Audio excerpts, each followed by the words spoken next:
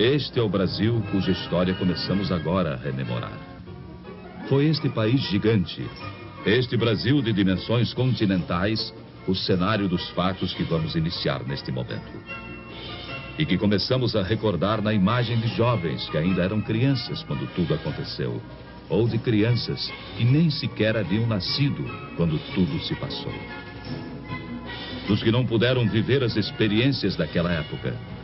E assim, a eles, aos jovens, aos que não viviam ainda, dedicamos principalmente este programa.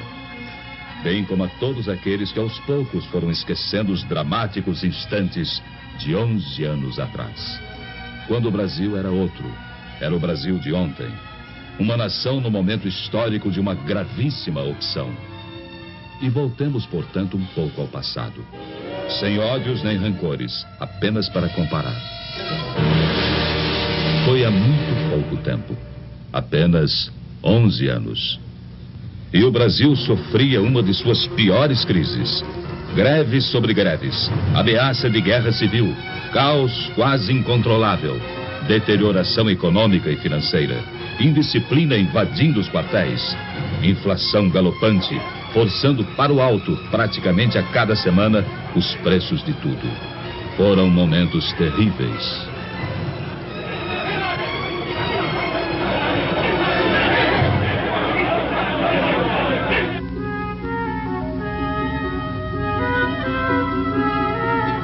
Naquela época, você podia ler a manchete de que era pedida a falência do Banco do Brasil.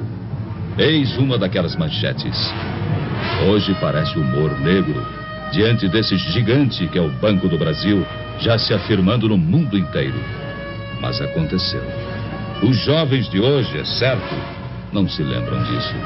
Eram crianças naquele tempo. Tempo de incertezas. O mundo num de seus melhores períodos de prosperidade. E o Brasil, uma triste presença entre as exceções. Apontado como devedor difícil, de chapéu na mão, mendigando apoio. Pedindo o reparcelamento de compromissos financeiros vencidos. Em situação de quase insolvência. E visto por sua importância no continente como um barril de pólvora, cuja explosão levaria também o caos às nações vizinhas. O Brasil é um país enfermo, dizia-se lá fora. Será uma nova Indochina. O gigante está de joelhos. Essa é a opinião corrente. Fazendo ainda mais triste a nossa imagem pelo mundo afora.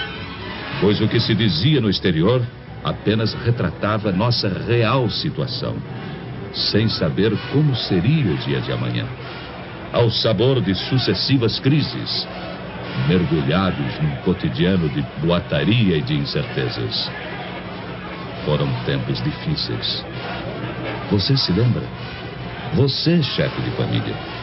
Você que não era criança há 11 anos atrás. Vocês que viveram aquele tempo. Vocês se lembram?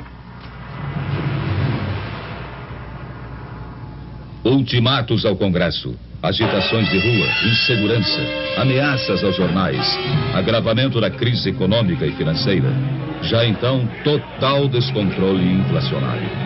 E tamanha desorganização, tamanho caos, em tudo deixava sua marca. A produção se desarticulava. Faltavam os gêneros de primeira necessidade.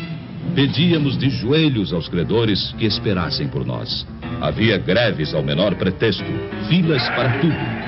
E, em última análise, quem sofria era o povo, que era levado às ruas para pedir, talvez nem ele mesmo soubesse o quê. Perplexo, sem ter para quem apelar. À espera de uma solução, fosse qual fosse, e por pior que fosse, melhor seria do que solução nenhuma. Pois aos poucos, o país ia resvalando para o impasse final. Você se lembra? Facções extremistas ameaçavam entrar em choque. E não faziam segredo da posse de arsenais e depósitos clandestinos de munição. Era o caos irremediável que chegava a passos largos. E sobre o caos brotavam já o suborno e a corrupção. Estava se armando o cenário para o capítulo final do drama. Um drama de consequências imprevisíveis e que ninguém na época poderia dizer ao certo como iria terminar. Pelegos, agitadores, bajuladores e adesistas, aventureiros, e por trás deles o comando vermelho dos comunistas. E até gente séria, idealista, mas iludida. Havia de tudo. Havia de tudo naquele imenso caldeirão fervente em que se transformava o Brasil. Você se lembra? Não se sabia ao certo quem estava mesmo à frente do país, quem dirigia os destinos da nação. Por isso, não podia haver comando, nem disciplina, nem ordem e nem progresso.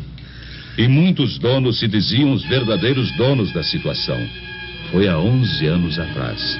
Há apenas 11 anos. E hoje, ao documentar aquele passado ainda recente, uma pergunta chega a se impor. Como foi possível aguentar? Como o Brasil resistiu? Pense nisso. Você gostaria de voltar àqueles tempos? De experimentar as mesmas angústias? De sentir as mesmas incertezas e inseguranças? De voltar ao Brasil de ontem? De ler as mesmas manchetes e ver os mesmos espetáculos? A resposta fica com a consciência de cada um, com a responsabilidade que todos têm diante de si mesmos e diante de todos os demais brasileiros. Março 1964. O drama brasileiro chegava ao auge.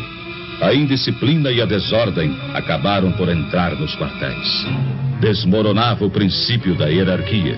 E então via-se o país ameaçado de perder seu último ponto de apoio efetivo na manutenção da ordem pública.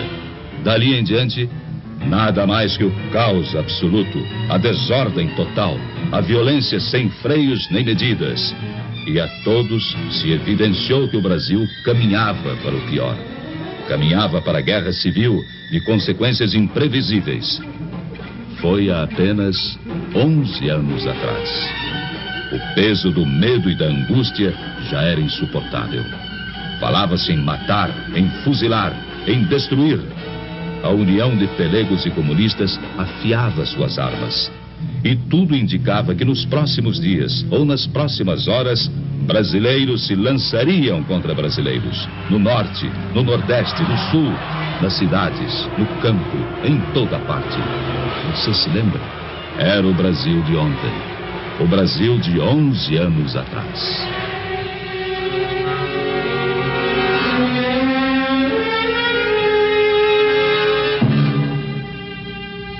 Foi no último instante, quase no momento derradeiro. E quando o país estava à beira da guerra civil, quase em pleno caos, alguma coisa aconteceu. Era impossível continuar suportando tantos desmandos, tanta incompetência, tamanha anarquia. E o clamor de vozes conscientes encontrou eco em soluções inadiáveis. E as Forças Armadas, elas próprias, mais do que ameaçadas, foram chamadas, praticamente intimadas, a cumprir a missão que o momento lhes impunha. Restabelecendo a ordem e livrando o país dos trapos vermelhos que ameaçavam sufocá-lo.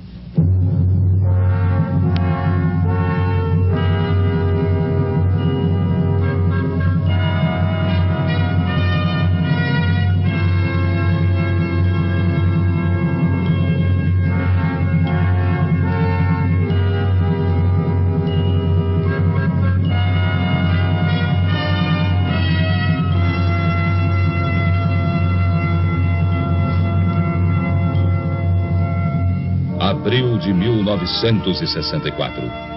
Tomava posse então o presidente Humberto de Alencar Castelo Branco.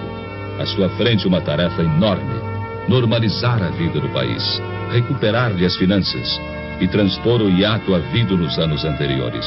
Um hiato de marasmo e paralisia, tudo isso sufocando o desenvolvimento brasileiro. Foram tempos difíceis. Castelo Branco assumira o posto diante de um quadro inflacionário inédito na história do Brasil. Até o final de 64, caso enérgicas medidas não tivessem sido tomadas, a inflação caminharia para mais de 100%. Seu período foi tipicamente de reconstrução. Restabeleceu a autoridade mesmo à custa de incompreensões de tantos companheiros dos idos de março. Tomou medidas no sentido da restauração do crédito externo do país. Lançou as bases do sistema de planejamentos globais em âmbito nacional e iniciou a retomada do progresso em seu governo. criou-se o BNH, o Banco Nacional da Habitação. Era a ótica do desenvolvimento também no campo social sendo instaurada então. Defeituosa ainda, mas semente de um grande ideal popular. Nos últimos 10 anos, o BNH financiou cerca de 1 milhão de residências. Antes de sua criação, diversos governos haviam levado quase 30 anos para financiar pouco mais de 100 mil unidades residenciais. E Castelo Branco pôde deixar o governo dizendo: entrego ao meu sucessor um país organizado e em ordem.